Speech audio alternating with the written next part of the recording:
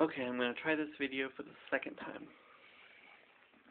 I saw the video by Raven Knight Song about Bible translations and so forth, and so I figured I would share with you a few of my favorite translations and explain to you why they have such meaning to me.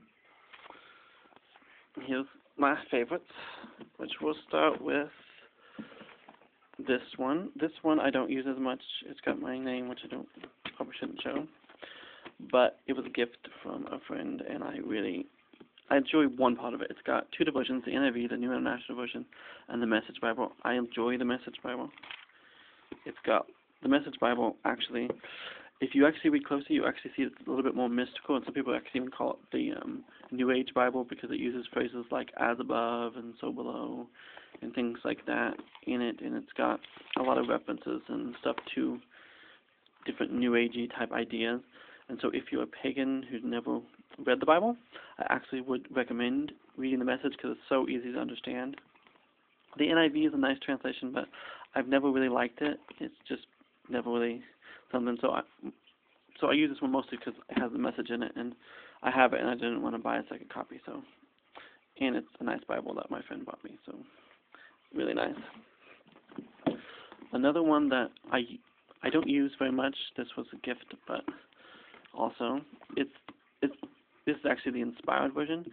You can get it at Price Publishing or Herald House. You can find them online. It is a Latter-day Saint translation, not a Mormon translation. Don't get confused here. A Latter-day Saint for the Reorganized Church of Jesus Christ, Latter-day Saints, now Community of Christ.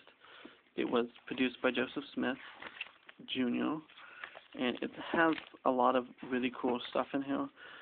It's got different chapters and verses than the regular Bible because the verses are longer, and there are sometimes more chapters and more books in the Bible. It reads, since it was made in the early 1800s, it does kind of in places read very much like the King James Version and can be a bit wordy at places, but it's well worth getting a copy because it has such wonderful additions and notes and things. And it just kind of clarifies a lot of meanings. I really enjoyed it. So if you're wanting to try something different, for Bible, I really highly recommend that. This has actually got two Bibles in it. This is my Bible from when I was a member of the Pentecostal church. It's very highlighted up. It's got two different translations, the King James and then the Amplified, because I went to a KJV-only church. I never really liked the King James, but the Amplified Bible I really enjoy. It gives every single meaning. It can be a bit wordy at times, but it really helps clarify things. I highly recommend the Amplified Bible. If you're looking to find out what each meaning in the Hebrew and Greek meant, you really should consider the Amplified Bible. This is probably Bible that I use second most of the one I'm going to show you after this one, and it is the Living Bible. I really love this. This is my Love About edition. I also have a green cover hardback one, and as you can tell, it's very highlighted, written in. It's easy to understand. I use it for devotions and just daily reading, basic stuff. Very, very reader friendly stuff. The Living Bible is just a wonderful devotional Bible. It's not a translation, it's actually a paraphrase, kind of like the Message Bible, but it's what I believe the New Living Translation was based off of. But the Living Bible, like I said, they're just now reproducing it in leather, so, and this, I think this cost me $30, but at the Christian bookstore, but I bought it like a year, maybe 2 years ago, I'm not sure, and it's become one of my very fast favorites, mostly because when I left the church that I was part of, which used mostly King James, I had a lot of hard feelings and I wanted to change things up, so I switched translations to kind of remove myself from that way of thinking, if that makes any sense. So it became kind of a very good friend when I changed over. Now, my ultimate favorite translation is the Jehovah's Witness translation, which is the New World Translation of the Holy Scriptures.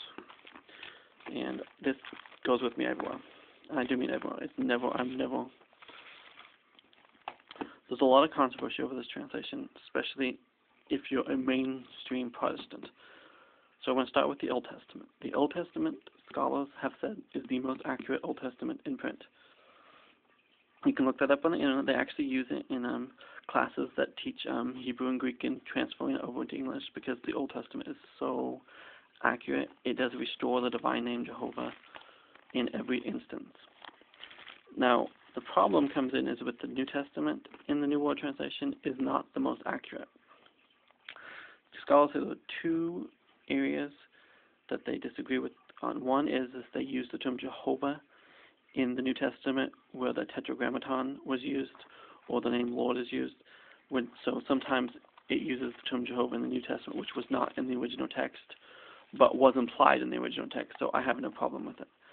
The second main fault the scholars say about it is, in place of the word cross or crucifixion, they use stake or torture stake or impale, which I highly doubt the Greek says. I mean, I have a great argument for it, but most people feel that's more of a doctrinal thing. Now, a lot of the Protestant arguments is like John 1:1, as it says a God instead of Jesus the word was God, but you actually find that most scholars don't have a problem with that, because text could actually be translated in a few different ways, that being one of them. And so like I said, the two main problems most scholars have with the New World Translation is the idea of the way it translates the word cross as a torture stake, and the use of them from Jehovah in the New Testament. Both of which things I can overlook. I can't remember which Bible scholar organization did a review on the New World Translation, and actually this is actually more accurate than the King James Version and the NIV, but it does have a few things that are probably not the best. But I enjoy it. It's easy to read.